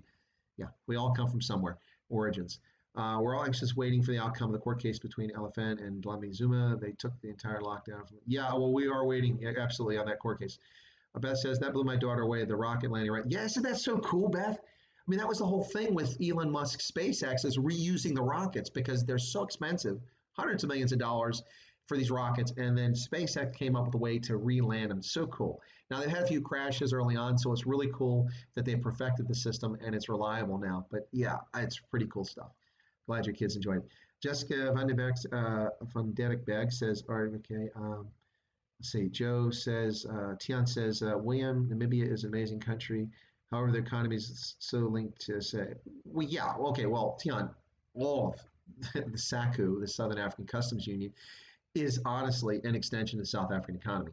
South Africa, Namibia, Botswana, Lesotho, and Swaziland, those are all just extensions of the South African economy. Yes, they have their own economy in their own right, but all of them are heavily affected or impacted by South African banks, South African retail businesses. You find them all. There are exceptions. For instance, in Botswana, you have Choppies, which is a Botswana chain. You have a hotel chain, which is based in Botswana, but most of the other stuff is South African business. And if South Africa catches a cold, everyone else gets the flu. Everything gets sniffles, everyone gets a cold. Yeah, so yeah, that's true. And you have to keep that in mind. But that's also an ease of doing business if you're South African. You go to Namibia, you're acquainted with the businesses you're going to deal with and how they do business because many of them have South African operations or they're an extension of the South African business. So there's a plus and a minus of it. But yeah, they're also small economies. Namibia, 2.6 million people, half of them living in abject poverty. Botswana, 2.2 million people, half of them living in abject poverty, despite the fact that it's been a rousing economic success for 40 years plus. Swaziland, a little over 1 million people, abject poverty. Lesotho, a couple million people, abject poverty. Very small countries, very small countries. Dietrich is out of here. Thanks for being here, Beth. Absolutely amazing how technology can do that with, reusable rockets. It is. Beth says, thanks for the stream. My kids enjoyed the launch. I was surprised. They were excited to watch. Yeah, I'm happy they enjoyed it, Beth. That's really cool. And I promised not to have a potty mouth on here. I think I did a pretty good job. Although I think by and large, I do a pretty good job with that. If I don't, please let me know. Laura says, should check that Falcon having launched last year on Smart Everyday's channel. Great rocket sound and sonic booms. Yeah, that'd be cool to watch. Dual landing boosters as well. Yeah. Beth says, she asked me how do they know where it will land? My response, science and math. Beth, tell your children this is why you must learn your maths. You must be good at mathematics and you must understand engineering and science. And if you learn those things and you have skills in them, look what can be accomplished. Isn't it amazing? All right. African says, do you follow Steve Bannon's War Room? Amazing spotlight, decent Chinese folks. No, I haven't. I haven't really followed Steve Bannon since he left the Trump administration. I should check it out, but I haven't just got around to it. Been very busy with my channel of late, so I've neglected some of the things that I might watch in the past. That wasn't one of them, but I have no objection to Steve Bannon. I just hadn't watched it. So thanks for that, African Sunset. Maybe I'll take a look at that. Sean says there's a palpable tension, and maybe I feel a lot of racial tension when I'm there for business. Also, since the EFF now have representation in their parliament. Yeah, that might be something new, Sean. I haven't been to Namibia, in a decade now, so I really can't speak as an authoritative source on racial tensions, but I can tell you a decade ago that wasn't the case. And I'm talking about in Windhoek, in Walvis Bay or Walvish Bay, Swakopmund, and all the settlements in between there. Not something I ever experienced or saw, but yeah, things may have changed. But a lot of people are very angry at SWAPO, and SWAPO's lost a lot of support. The president only got 57% of the vote in the last election after getting 90% or 87% previously. Pretty stark response in the vote. So the SWAPO's taking notice. Hopefully they're going to clean house. Let me say what else. You can speak Afrikaans in Namibia. Yes, you can speak Afrikaans. You can speak German in Namibia, which is one of my reasons for going. I do research on ethnic Germans all over the world. I've been to Transylvania for it. I've been to the Sudetenland. I've been to Poland, to Silesia. I've been to South Africa to do research on ethnic Germans, and I've been to Namibia as well. Other places, but I'm just focusing them. I've been to Namibia to do research on ethnic Germans, and you can speak German there. It's kind of funny because the Afrikaners and the German speakers in Namibia, they make fun of each other. The Germans look down on the Afrikaners and say a bunch of dumb farmers, and the Afrikaners look at the Germans and say a bunch of, what's the word I'm looking for here? Nose stuck up there, arrogant, elitist. They look at the Germans that way. And they do this, and they argue with each other, but then they all hang out and drink beer together, Windhoek Lager, and eat Boerewors and schnitzel, and then their sons and daughters marry each other. So go figure. Anyway, but the Afrikaans and German-speaking community in Namibia is kind of entertaining when it comes to that. So, but you can still buy German language daily newspaper in Windhoek. It's pretty cool. It's been there since the 19th century. The gods must be crazy. Yeah, the Coke bottle. Too funny, absolutely. No Bucks, no Buck Rogers, SpaceX boosters. I'm way behind here. Oldest sister was born in Windhoek. She's listed as San. As South African national, not San as in Khoisan, right? Been to Windhoek in Namibia, awesome place, cheap beer. Yeah, the beer is really good. Only beer I drink in Africa is Windhoek Lager. I'm a bit of a beer snob. It has to be by the Reinheitsgebot. Otherwise, I'm not interested in beer. The only beer I have in my house is brewed by the Reinheitsgebot. And so thank God for microbreweries and a rebirth of brewing in this country. Otherwise, I'd never drink any beer here. Yep. EFS is a disease. I taught them by telling they hate whites, but C2 White Dreamers book. Well, the beer is cheap, like crazy cheap. Do you know what the Afrikaner populations in Namibia and Botswana are? Yeah, in Namibia, the Afrikaner population is probably about 60, 70,000 Afrikaners in Namibia. In Botswana, I'm not sure. I think it's probably about 8 to 10,000. That's probably my best estimate. I know that my data on Namibia is more reliable than it is on Botswana because people don't really pay attention to it in Botswana, but it's actually tracked in Namibia. They actually track the population, different groups do. Yeah. Tony, 3 years in Windhoek. Okay, cool. Whoa, gosh, that's zipped right up on me there. Joe says, what's the real story with the death of George Floyd? Some say the cop was not responsible for his death. Hearing the stories. All right, well, I don't really want to go deep into that, Joe, but very quickly, we don't know. Facts are coming out as events unfold, as they tend to do. I mean, I remember hearing somebody that is saying, well, when Freddie Gray happened, we had to wait a whole 2 months before they prosecuted. Seriously? I'm waiting for Hillary Clinton to be prosecuted for her federal crimes in violation of the Espionage Act. I don't need a trial to know she did it. She told us she did it. She committed a felony, and she hasn't been tried. We're still waiting for that. So people upset that someone's murdered, and in 2 months before someone got charged? Seriously? You look at murder trials, sometimes those things take several years before people are brought to trial. So that was actually a very quick result. But hearing this nonsense, but back to the story with the George Floyd thing, I don't want to spend a lot of time on it, but the bottom line is this, is that more and more information comes out and it gets more and more murky and confusing. So for instance, the autopsy report was released last night. The coroner said that the neck was not the cause of death or contributed to it, but rather it was intoxication. Didn't say what the substance was, whether it's drug or alcohol. Intoxication, an underlying heart condition, and stress all caused the death, not the knee on the neck. But the knee on the neck clearly raised the level of stress, so it had to be a contributing factor in some way. Whatever happens, basically the coroner's report is saying that the proximate cause of death is not what the cop did. Regardless, the person is dead, the person was in police custody, and there must be answering for it, whether it was justified or not. And what little I've seen, it doesn't appear to be justified, but I didn't see the whole situation. I simply saw the guy's head from the back angle of a car. It seems wrong on its surface, and I suspect it is wrong. But the person has been charged with murder, not with with manslaughter, with murder. Been charged, the cop, and they've all been fired now. That's pretty quickly to fire them without even doing an investigation. That seems to me a little fishy on the surface too, like they're trying to cover their butts. But we've seen the failure of the Minneapolis mayor, the Minneapolis police, and the governor of Minnesota to do anything about this as they watch the city be burned by looters and arsonists and anarchists. The Antifa clowns are out in full force, damaging race relations in this country once again with their nonsense. What will happen with George Floyd's story, I don't know. We'll see.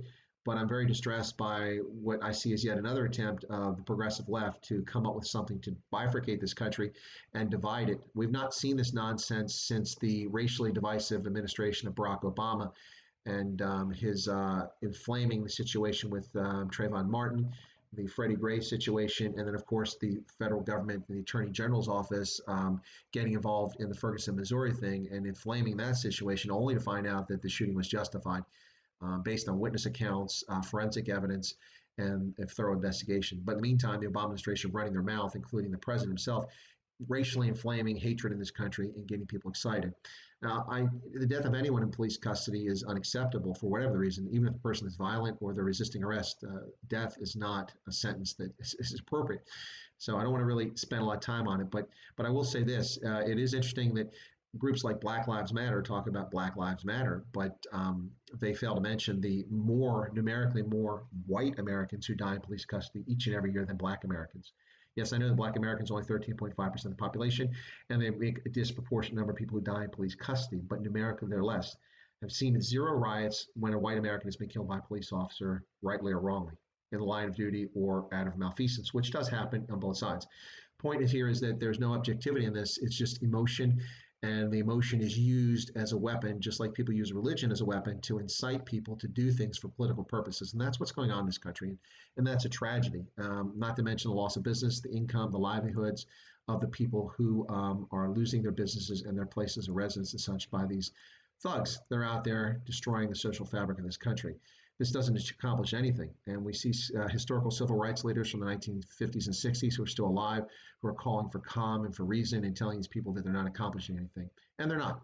I've been on the line as a National Guardsman, not in a riot, but for the training and exposed to these sorts of events. And it's not something anybody wants to be involved in. To see these clowns showing up at the White House yesterday, when the president immediately demanded an Attorney General investigation of this, a civil rights investigation of this on federal statutes, the moment that the federal government became aware of the situation within hours. And that's the extent of what they really can do at the moment. And we still people outside the White House throwing bricks at Secret Service agents as if they're going to assault the White House. What does that have to do with anything? Nothing. It's unacceptable, and it needs to stop. And I don't want to talk any more about it. So, Joe, I hope I answered your question. By your race, sorry, he loves talking about the EFF. That's fine. I've criticized the EFF endlessly. Talked a lot about the EFF. Choppies in Kenya. Yeah, Choppies in Kenya didn't do well. That's right. In fact, the Kenya operation has got some problems. But Choppies, Wangi Munyuga, sorry, Munyuga, did I get it right? Wangi Munyuga. They opened Choppies in Kenya, didn't do too well, but it was targeted towards lower middle class, which is cool. Yeah, you're right. That's a demographic that's often not catered to across Africa, and that's Choppies. That's their sweet spot. They're looking for that same demographic. Look, I don't shop at Choppies in Botswana. Not that I'm wealthy or I'm poor, but I'm certainly not, on the end where Choppies caters to. I would go to a Pick and Pay. That would be my grocery store if I was shopping, or a Checkers. Those would be the places, and you have those in Botswana, or as well in South Africa, of course. But that would be it. But Choppies, or I'm not even a ShopRite customer. That's not even my level. ShopRite is all over Africa too. That's a South African company. You find them in Uganda. I shop there in Uganda, but that's because I was in Uganda. And if I was in Kenya, I'd probably go to Choppies because I know the name. I have nothing against the brand. It just wasn't my kind of grocery store. Here, there's certain grocery stores I won't shop at because they don't appeal to me. Anyway, but Joe says, I already answered that. Okay. Namibia is great. One of my best friends is German Afrikaans farming Nubian. See, there you go, Nobby Legs. Exactly right.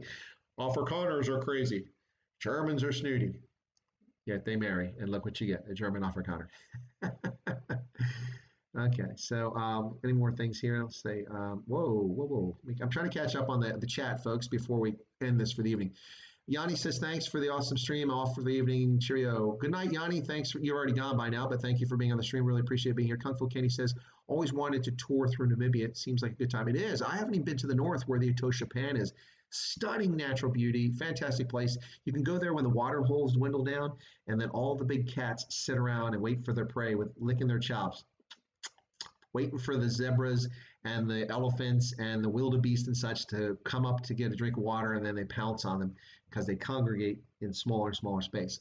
Anyway, sounds kind of ghoulish, doesn't it? Kung Fu Kenny says criminals who are high up are always the last to get arrested. Look here at Jacob Zoom. Yeah. Zondo Commission. What has come from that? Lots of indications of crime, no prosecutions. You need the Scorpions. The Scorpions being disbanded is one of the saddest things that happens. I don't like extrajudicial bodies like the Scorpions, but in South Africa's context, it was needed. Leonard McCarty did a fantastic job overseeing the Scorpions, and they were an honest, legitimate body that made effective change for South Africa and prosecuted criminals and gangsters. Problem is, when they went after the ANC, who was corrupt, that's the problem, because the ANC didn't want to be targeted for the corruption. They only wanted the criminals to be targeted who weren't associated with the ANC, and therein lies the problem. So the Scorpions were replaced with the Chicken Hawks. The Hawks. They were replaced by the Hawks. Sorry. People get arrested for walking on the beach. No, knobby legs. The charge is sitting on the beach. That's the crime. Sitting on the beach in South Africa gets you arrested and branded as a criminal, thereby making it impossible for you to travel abroad or to get proper employment in South Africa. And of course, if you're a minority, then you can't get support from the state, even though that support is supposed to be for all citizens. Have you seen the clip of Antifa guy breaking windows during peaceful protests? Some thought he was a cop.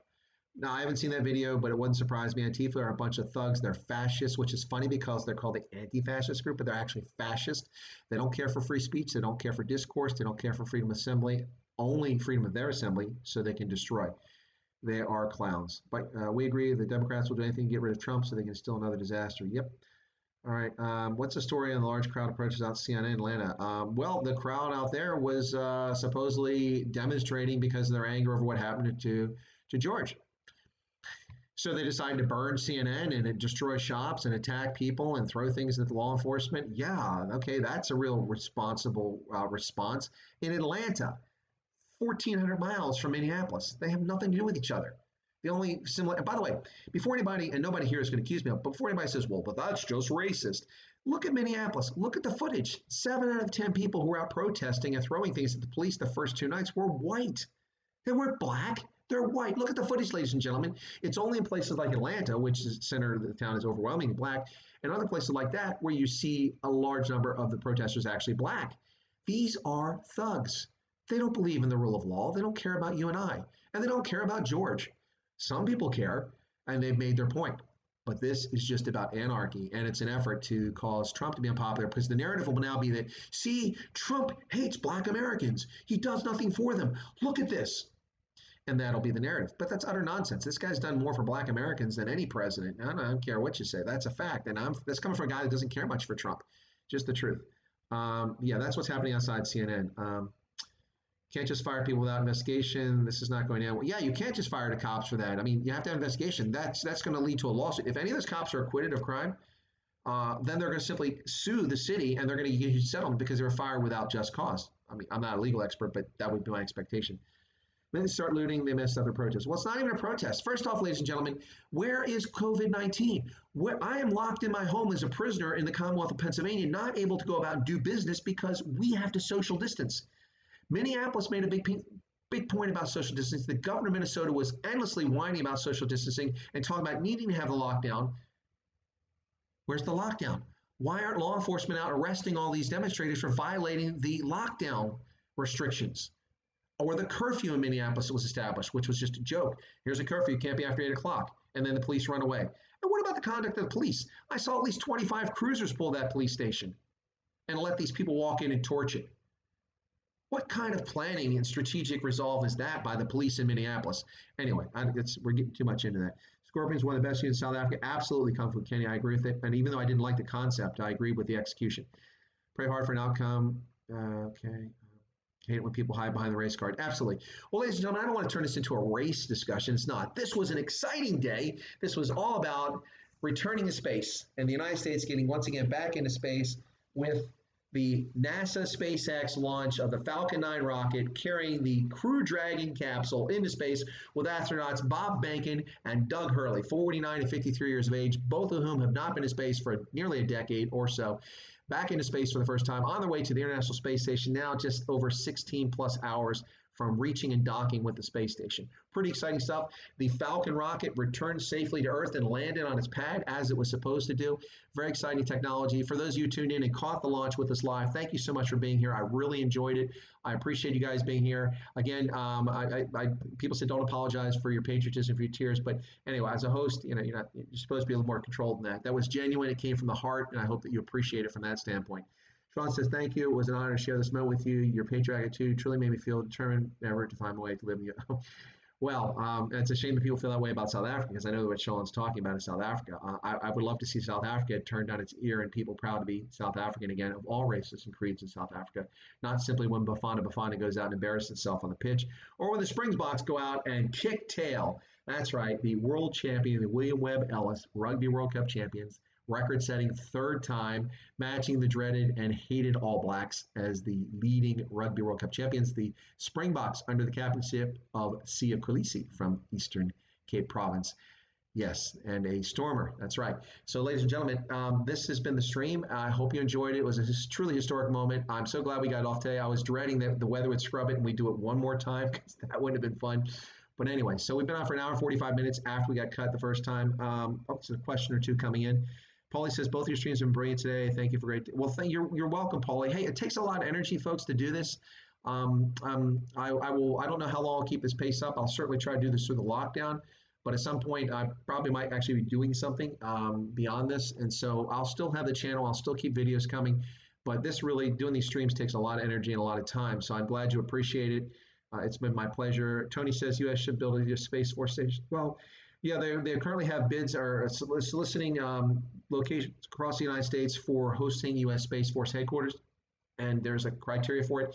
I actually did a video talking about that, a stream recently, and then Joe Emilio and I, on his show, The Joe Show, we talked about U.S. Space Force, so you should go to Joe's channel and check out Joe Emilio's channel on YouTube, The Joe Show. Look up Joe Emilio, South Africa, and you can find it. And Joe has some really interesting stuff. He's a comedian, an American comedian.